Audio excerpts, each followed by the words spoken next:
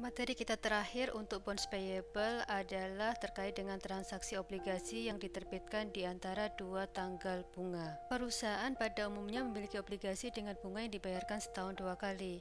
Sehubungan dengan ini, transaksi penerbitan obligasi sering dilakukan di antara dua tanggal bunga. Untuk ini, ketika penerbitan obligasi, investor obligasi juga akan bayar pihak debitor atau pihak penerbit obligasi dalam bentuk bunga yang terhitung mulai dari tanggal pembayaran bunga terakhir sampai dengan tanggal penerbitan obligasi. Selanjutnya, di 6 bulan berikutnya, ketika pembayaran bunga, investor obligasi akan menerima penuh pembayaran bunga selama 6 bulan. Untuk memudahkan pemahaman kita, maka kita langsung saja membahas contoh soal. Ini adalah contoh soal obligasi yang dijual pada nilai pari. Soal ini masih berhubungan dengan contoh-contoh soal di video-video sebelumnya, di mana tanggal pembayaran bunga adalah tanggal 1 Juli dan tanggal 1 Januari. Perbedaan dengan soal ini adalah obligasi tertanggal 1 Januari 2019, namun obligasi tersebut diterbitkan pada tanggal 1 Mei 2019. Obligasi ini disebut diterbitkan di antara dua tanggal bunga karena tanggal penerbitan obligasi 1 Mei 2019 berada di antara tanggal 1 Januari dan tanggal 1 Juli. Sehubungan dengan itu, maka inilah jurnal penerbitan obligasi.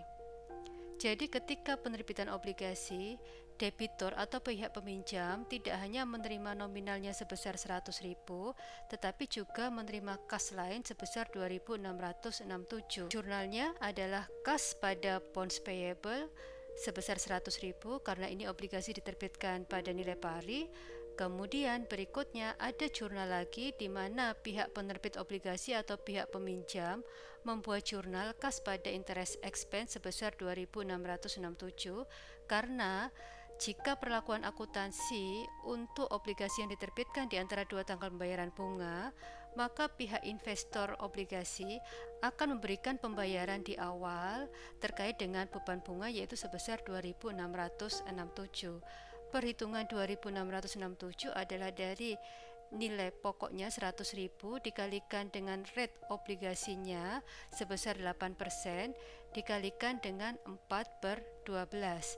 Angka 4 ini menunjukkan 4 bulan terhitung dari tanggal 1 Januari 2019. Slide ini masih menunjukkan jurnal penerbitan obligasi, hanya saja ini adalah contoh untuk obligasi yang diterbitkan pada nilai premium atau diskon. Dalam contoh ini diterbitkan pada nilai premium. Perlakuan akuntansinya sama, di mana debitur tidak hanya menerima pokok sebesar 108.039, namun juga menerima kas sebesar 2.667. Jadi, slide ini dan slide sebelumnya sama-sama menunjukkan bahwa investor obligasi atau kreditor membayar tidak hanya pokoknya, namun terdapat pembayaran kas lainnya. Kondisi ini bukan berarti bahwa investor rugi, namun ini hanya mencerminkan perlakuan akuntansi saja. Kita akan paham maksud kenapa perlu jurnal ini di slide selanjutnya. Proses selanjutnya adalah perusahaan debitur harus menentukan berapa beban bunga tertanggal mulai dari penerbitan obligasi yaitu tanggal 1 Mei 2019, jadi bukan dari tanggal 1 Januari 2019, sehingga debitur harus menghitung berapa beban bunga untuk 2 bulan. Perhitungannya adalah harga jual atau nilai buku obligasi yang sebesar 108.039 dikalikan dengan bunga efektifnya yaitu 6%. Kemudian dikalikan dengan 2/12. Angka 2 di sini menunjukkan 2 bulan terhitung dari tanggal pembayaran bunga yaitu tanggal 1 Januari 2019 sampai dengan tanggal penerbitan obligasi yaitu tanggal 1 Mei 2019. Maka dari itu kita temukan beban bunga selama 2 bulan adalah sebesar 1.080. Proses berikutnya seperti yang kita lihat di slide ini adalah menghitung berapa jumlah premium yang diamortisasi untuk 2 bulan. Ilustrasi rumus di sini sebenarnya menggambarkan ilustrasi tabel amortisasi yang sudah kita pelajari sebelumnya. Bedanya, yang sekarang ini tanpa tabel, namun perhitungannya sama dengan tabel amortisasi. Oleh sebab itu, kita mulai perhitungan dari berapa jumlah bunga yang harus kita bayarkan pada tanggal pembayaran bunga pertama yaitu tanggal 1 Juli 2019. Ini bukan 2015 tapi 19. Bunganya adalah sebesar 4.000. Perhitungannya bisa kita lihat di sini.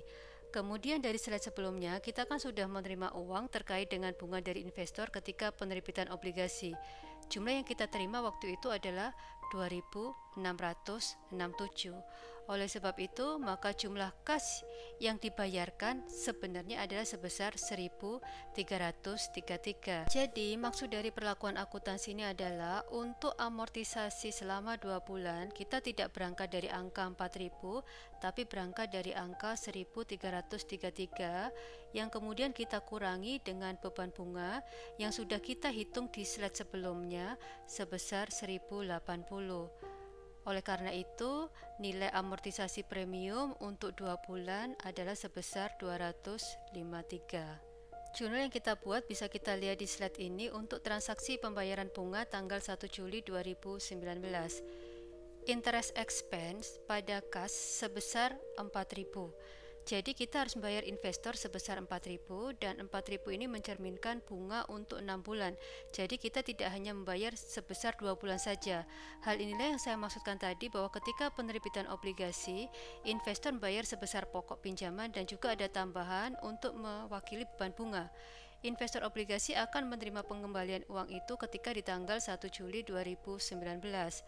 Kemudian jurnal berikutnya terkait dengan pengakuan amortisasi premium yang berdasarkan perhitungan sebelumnya ditemukan angka 253. Sehubungan dengan transaksi-transaksi yang sudah kita jurnal di sini, maka sekarang saldo beban bunga adalah 1.080. Materi kita terkait dengan hutang obligasi sudah selesai. Selanjutnya kita akan membahas long term notes payable.